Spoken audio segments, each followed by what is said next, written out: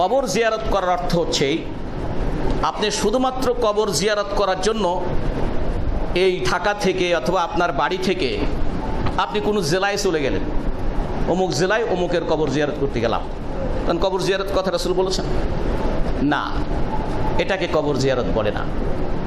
কবর জিয়ারত প্রথম আপনি হক হচ্ছে আপনার পিতা মাতা আত্মীয় স্বজন যেই কবরস্থানে আছে সেই কবর জিয়ারত করা, আপনার বাড়ির প্রতিবেশী আপনার পাশে যেই কবরস্থান আছে সেই কবরস্থান জিয়ারত করতে যাওয়া।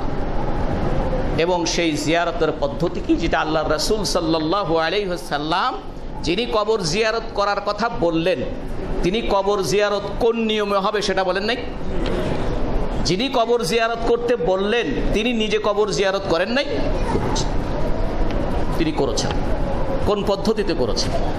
আল্লাহ রাসূল বলছেন এ সম্পর্কে যে নাহাইতুকুম আন জিয়ারাতিল কবরি, আমি তোমাদেরকে প্রথমে কবর জিয়ারত করতে নিষেধ করেছিলাম, ওয়াল আন আমুরুকুম বি জিয়ারাতিহা আও কামা ক্বালা আলাইহিস সালাতু ওয়াস সালাম, এখন তোমাদেরকে কবর জিয়ারত করতে আমি নির্দেশ দিচ্ছি, কারণ ফাইন্নাহা তুযাক্কিরুকুম বিল মাউত, ফাইন্নাহা তুযাক্কিরুকুম বিল মাউত, কারণ এই কবর জিয়ারত করলে তোমার মৃত্যুর কথা স্মরণ হবে।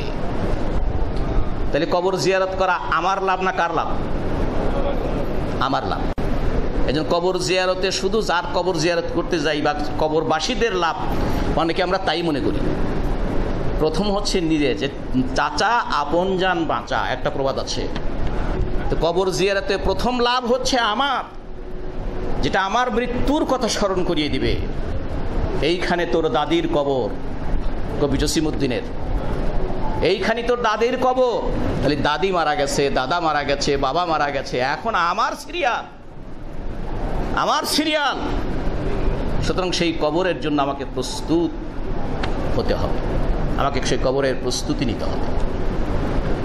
রাসূলুল্লাহ সাল্লাল্লাহু আলাইহি ওয়াসাল্লাম বলেছেন এবং তিনি করেছেন, সাহাবায়ে কেরামরা বলেছেন, করেছেন, যে যখন তোমরা কবর জিয়ারত করতে যাবে ফাসাল্লিমু আলা আহলিহা, কবর জিয়ারতের পদ্ধতি, তোমরা সেখানে গিয়ে কবরবাসীদের উপরে সালাম দাও। এই কিভাবে দিতে হবে হাদিসে অর্থ কাছাকাছি, শব্দ বিভিন্ন রকম আছে, অর্থ একই রকম। যেমন আসসালামু আলাইকুম ইয়া আহলাল কুবুর আনতুমুস সাবিকুন ওয়া নাহনু লালাহিকুনা বিকুম ইনশাআল্লাহ নাসআলুল্লাহ লানা ওয়া লাকুমুল আফিয়া। অথবা আসসালামু আলাইকুম দারা কওমিম মুমিনিন, আসসালামু আলাইকুম দারা কওমিম মুমিনিন আনতুমুস সাবিকুনা ওয়া নাহনু লালাহিকুনা বিকুম ইনশাআল্লাহ নাসআলুল্লাহ লানা ওয়া লাকুমুল আফিয়া। প্রথমটা অর্থ, হে কবরবাসীরা তোমাদের উপরে শান্তি বর্ষিত হোক। এরপরে তোমরা এখানে আগে এসেছো, আমরা অবশ্যই ইনশাআল্লাহ, আল্লাহ যখন চাইবেন অবশ্যই তোমাদের সাথে আমরা মিলিত হব। আল্লাহর কাছে আমাদের জন্য এবং তোমাদের জন্য শান্তি কামনা করছি, নিরাপত্তা কামনা করছি, আরাম প্রার্থনা করছি, শান্তি প্রার্থনা করছি, সুখ প্রার্থনা করছি। রাসূলুল্লাহ সাল্লাল্লাহু আলাইহি সাল্লাম থেকে কবর জিয়ারতের এটা হচ্ছে পদ্ধতি। এর মধ্যে দোয়া আছে, এর মধ্যে শান্তি কামনা আছে, কিন্তু সেই দোয়া আর শান্তি কামনা আমরা নিজেরা যদি নিজেদের পদ্ধতি বানিয়ে নেই, নিশ্চয় সেখানে রাসূলুল্লাহ সাল্লাল্লাহু আলাইহি সাল্লামের পদ্ধতি অনুসরণ বিঘ্নিত হবে, বিঘ্নিত হবে।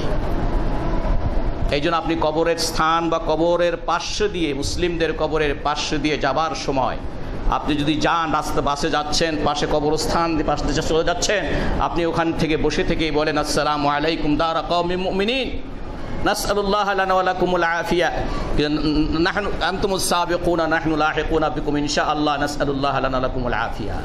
আপনি মুসলিম হিসেবে আর এক মুসলিমের জন্য কবর জিয়ারত করার যে দায়িত্বটা ছিল, আল্লাহর রাসূলের যে শিক্ষাটা ছিল, আপনি সেটা পালন করলেন। দাঁড়িয়ে থেকে আপনাদেরকে আমি বলছি, কেউ যদি সহযোগিতা করতে পারেন তাহলে আমাকে সহযোগিতা করবেন।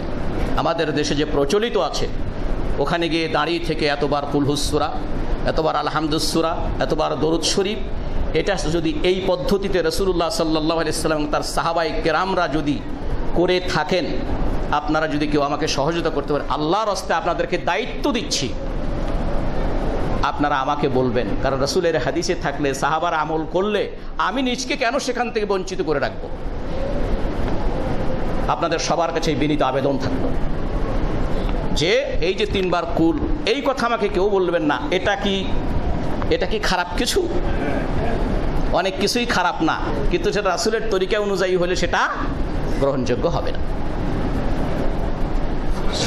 জোহরের জুমার নামাজ তো 2 রাকাত, 2 রাকাত না, আমরা 4 রাকাত পড়লে কি খারাপ? এটা তো একই কায়দা সবখানে, একই কায়দা সবখানে। যেখানে রাসূলুল্লাহ সাল্লাল্লাহু আলাইহি ওয়াসাল্লাম থেকে যেই জিনিসটি যেভাবে সাবেত আছে, ওইটা যদি ইবাদত হয়, কবর জিয়ারত কি ইবাদত কিনা?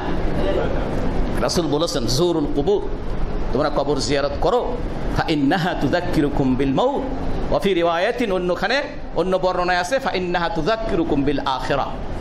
এক রিওয়ায়াতে মৃত্যুর কথা স্মরণ করিয়ে দেয় কবর জিয়ারত, আর এক রিওয়ায়াতে কি পরকালের কথা স্মরণ করিয়ে দেয়।